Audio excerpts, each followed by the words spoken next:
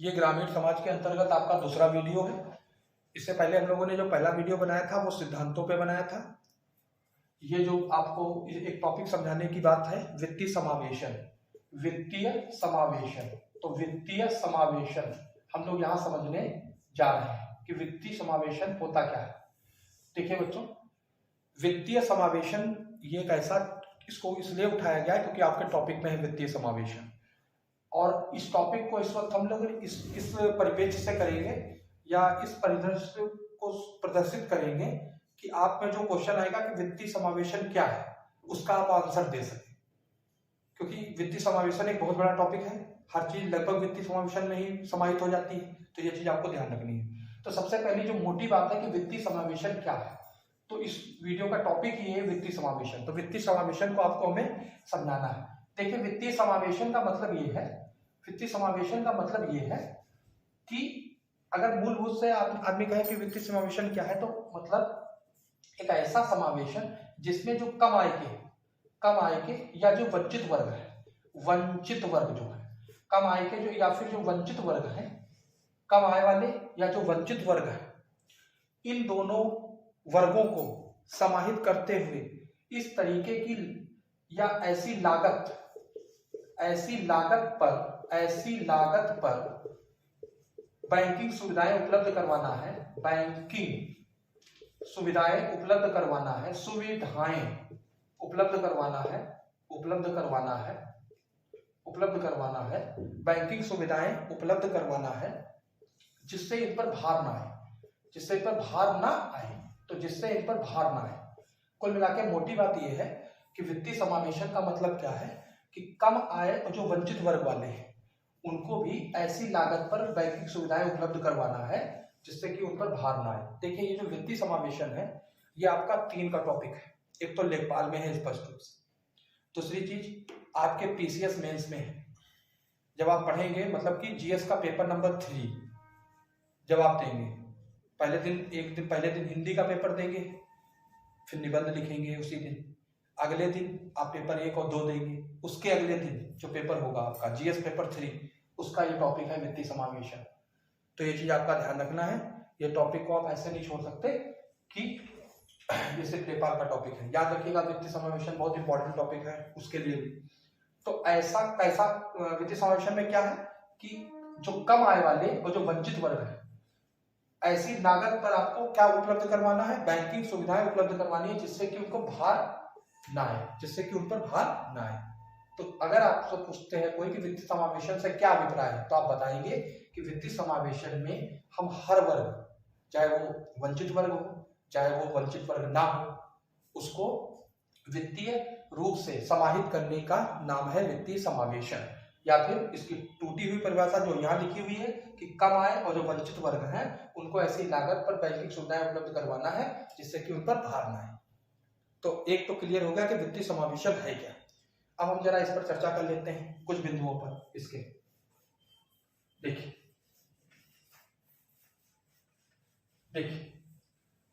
अब वित्तीय समावेशन का मतलब ये क्या है, तो देखिए, भारतीय रिजर्व बैंक ने या आरबीआई ने जो अपनी वार्षिक नीति है, मतलब कि 2005 और 6 वाली जो वार्षिक नीति है, 2005-6 वाली जो वार्षिक नीति है, उसमें पहली बार इस शब्द को यूज किया। तो पहली बार प्रयोग किया गया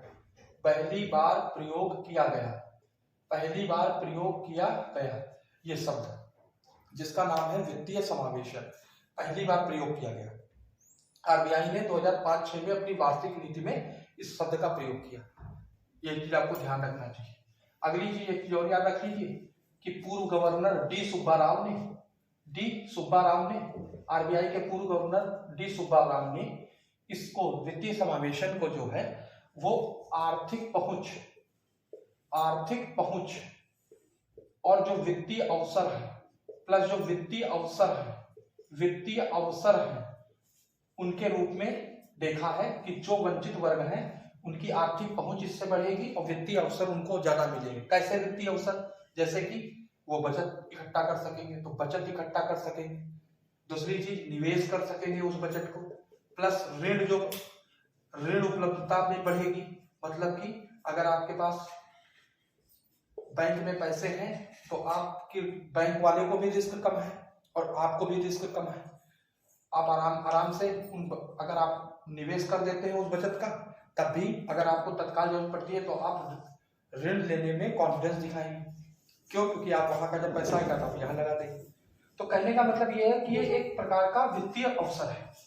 ये बात डी सुब्बाराव ने कही, आर्थिक पहुंच की बात भी डी सुब्बाराव ने कही। तो ये चीज आपको ध्यान रखनी है। इसी में वित्तीय समावेशन मैंने कहा ना बहुत ब्रॉड टॉपिक है।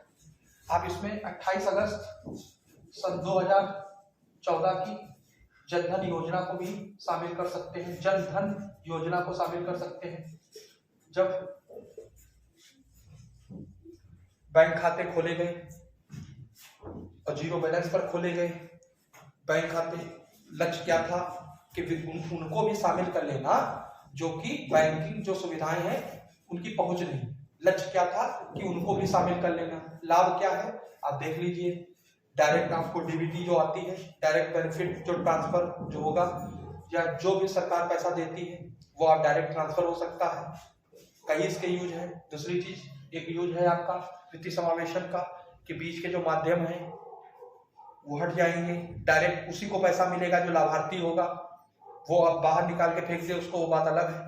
पर कहने का मतलब ये है कि वित्तीय समावेशन के बहुत ज्यादा फायदे हैं। अगली चीज, जो बचत महिलाएं घर में रख लेती वो बचत में उनसे उनका कोई यूज नहीं, मगर उसके बाद भी वो बचत घर पे, अगर वो बचत बैंक में जाएगी तो जो पैसा इकट्ठा किया है लोगों ने उस पर उनको ब्याज मिलना शुरू हो जाएगा।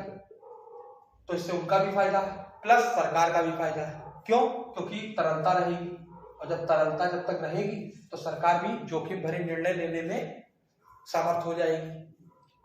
क्यों? क्योंकि उसके पास पैसा उपलब्ध है, भले ही ऋण के रूप में हो।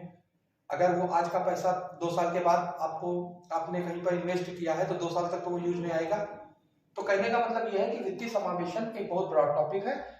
ये जो वीडियो बन रहा है, ये वीडियो इस बात के लिए बन रहा है कि वित्तीय समावेशन है क्या, इसके अंतर्गत जो योजनाएं बनेगी, जैसे कि वित्तीय समावेशन की हमने एक योजना लिखी है जनधन योजना, तो ये इस तरीके की जो योजनाएं बनेगी तो आप सरलता से ये चीज निकाल लेंगे कौन सा वित्तीय समावेशन में है कौन सा नहीं है। तो वित्तीय समावेशन को मोटी बात यह है कि हर वर्ग को इसमें शामिल करना है वित्तीय समावेशन में, जिससे कि उनकी वित्तीय पहुंच या बैंक तक पहुंच सुनिश्चित हो सके। कौन कौन से वर्ग? जो कम आय वाले वर्ग हैं, जो वंचित वर्ग हैं, क्योंकि बड़े वर्ग जो हैं वो तो वित्तीय समावेशन अपने आप उनके पास हो जाता है, परंतु जो वंचित वर्ग हैं वो बैंक में घुसने से भी डरते। तो ये चीज आपको ध्यान रखनी चाहिए कि वित्तीय समावेशन का मतलब मुख्य बिंदु पर वो लोग आएंगे जो कम आय वाले हैं, और साथ साथ में ऐसे लोग आएंगे जो वंचित वर्गों में आते हैं। वहां तक बैंकिंग सुविधाएं ऐसी उपलब्ध करवाना जो सरलता से जो है वो पहुंच सके। उसके अलावा मैंने आपको क्या बताया कि भारतीय रिजर्व बैंक ने वित्तीय समावेशन शब्द 2005-06 में यूज किया। इसके अतिरिक्त हमने बताया कि डी सुब्बाराव ने आर्थिक पहुंच प्लस वित्तीय अवसर के रूप में वित्तीय समावेशन को देखा, और उसके बाद समय समय पर कई सरकारों ने या जो भी सरकारें आई वित्तीय समावेशन में अपना योगदान किया। 28 अगस्त 2014 को जनधन योजना शुरू की गई, जो एक बहुत बड़ी योजना थी वित्तीय समावेशन की। इसके अंतर्गत बैंक खाते खोले गए। इसके मैंने कई आपको लाभ बताए, जैसे कि आप आसानी से जो है आपकी जो भी सब्सिडी आदि जो भी आएगी वो लाभार्थी के खाते में डायरेक्ट पहुंच सकती है, भ्रष्टाचार कम होगा। तो कुल मिला के ये जो है वित्तीय समावेशन है, इस पर हमने आधारशिला रखी है इस वीडियो में। आगे जो योजनाएं आएंगी वो आपको मैं बताता चलूंगा कि वित्तीय समावेशन पर योजनाएं। तब तक के लिए जय हिंद, जय भारत, जय श्री कृष्ण।